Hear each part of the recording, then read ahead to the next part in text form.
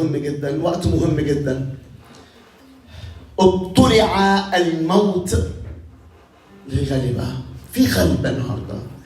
كل موت بيبطل النهارده في اسم الرب يسوع. كل موت بيبتلع النهارده. كل فكر موت، كل طرق موت، كل كلام موت في اسم الرب يسوع. في اسم الرب يسوع المسيح انا بعلن النهارده اني بستخدم واستخدم بقوه وعمل الروح القدس في اسم الرب يسوع.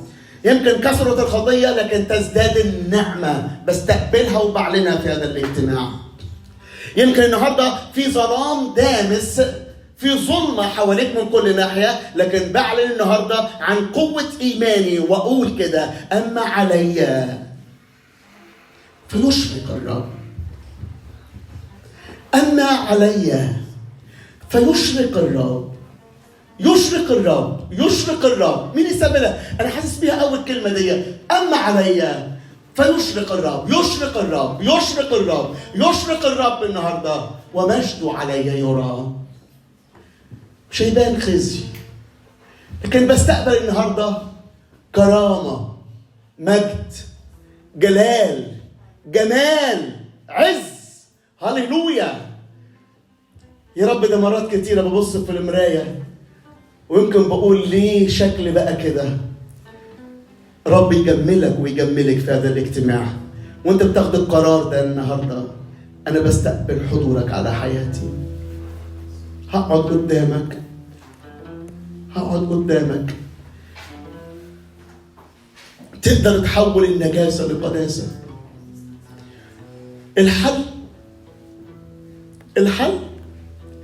اتغمس في طيب العطار.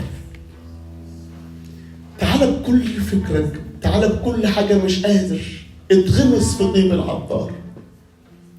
هيموت فيك كل حاجة تعباك ومعطلك وكسراك وموحشاك، وهتبص تلاقي نفسك اخترقت الطيب العطار، ففاح طيبه وبقيت جزء منه.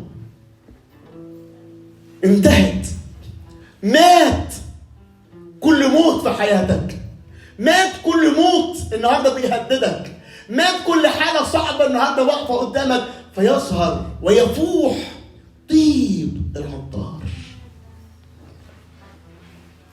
عشان كده بتقول عروس النشيد: أفاح. استقبل معي الكلمات دي: نارديني رائحته. أنا بحط بين إيديك الكلمات دي النهارده يا رب. المس في اسم يسوع. آمين.